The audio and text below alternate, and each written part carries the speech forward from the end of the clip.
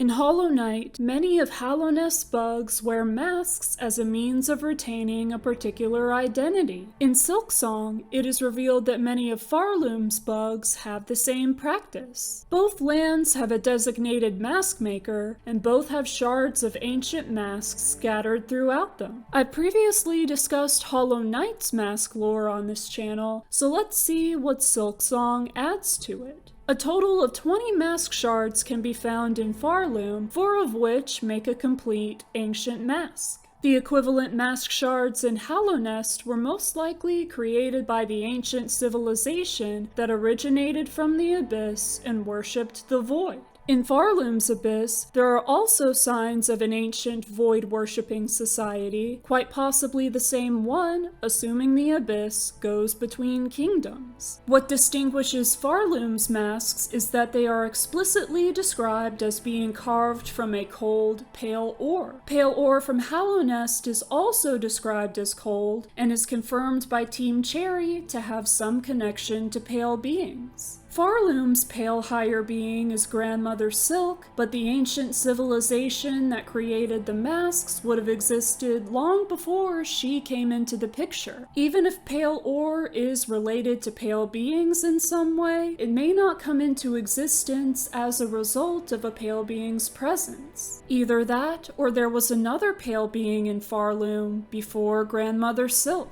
Since Farloom has its own mask maker, we know that the role is not unique to the mask maker of Hallownest. The one in Farloom has many traits in common with his counterpart, such as the possibility of his mask to be forcibly removed by the player character and the mysterious swirling eyes revealed underneath. Both mask makers live alone in huts where they do their work. While Hallownest's mask maker lives in populated Deepnest, Farloom's resides in an isolated hut on Mount Fae, clad in a thick fur coat to protect from the cold. While his mask is still on, Farloom's mask maker comments on Hornet already having a mask and that hers is not of this kingdom's craft, suggesting that even though the practice of creating and wearing masks may exist in multiple kingdoms, the methods of crafting and carving may differ between them. His dialogue is rather cryptic while in this state, and if Hornet forces his mask off, she says that she wanted to hear him lucid.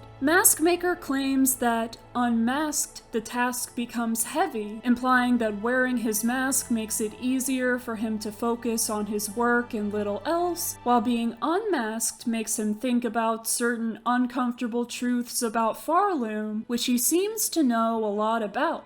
When Maskmaker's eyes become visible, Hornet observes that he has the sight, a possible reason for his eyes appearing as they do. Maskmaker can see that Hornet is part weaver and part higher being, even that she seeks to challenge Grandmother Silk despite her not yet mentioning it. Maskmaker can sense not only the true identities of individuals, but also the expanse of Farloom, aware that Hornet being brought to the kingdom hastened Grandmother Silk's waking. He also knows when Hornet has trapped the mother using the modified silk snare and the subsequent risk of Farloom's collapse. He knows not only about the present, but also the past, including the truth about the Citadel's purpose. Hallownest's Maskmaker also has seemingly inexplicable knowledge about that kingdom's secrets, such as what the Pale King sealed away in the Abyss. Despite his isolation, Maskmaker is known by other bugs in Farloom, including those in Bellheart. They regard his services as important and seek to repay him by delivering supplies for his work. Hornet can bring him a bottle of liquid lacquer, which he applies to masks he creates to make them shine. It may also protect any fine carvings on the mask from damage or wear, so they will not need to be repaired or replaced for a long time. Hallownest's Maskmaker may have also been known to its citizens, but with many having fallen to the infection, there were likely few left who know about them, much less remember them or had met them. Maskmaker describes his work as having a contract and that it scant allows rest. Hornet also calls it long work. This seems to indicate that creating masks involves painstaking labor to make them durable and long-lasting. The inventory descriptions of the ancient mask in both Hollow Knight and Silksong mention the mask's purpose of protecting oneself from harm. Since a mask can conceal a bug's identity, this protection may be more than just physical.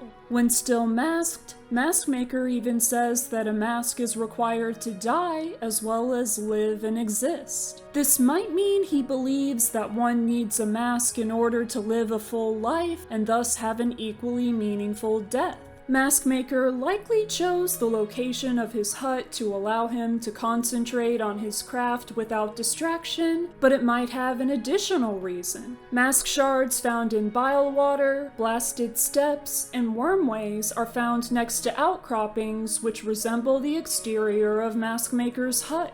These outcroppings might be made from the substance from which ancient masks were carved, and so Maskmaker sought out a large deposit of that material to work from. Visual details like these often tell subtle stories, as I'm sure any mask maker would agree. What do you think of Silksong's mask lore? How well do you think it adds to what we got from Hollow Knight? Let me know in the comments. Thank you for watching this video. Check out my other Hollow Knight and Silksong lore videos, and subscribe to see more as they come. I hope you have a great day, and I'll see you next time.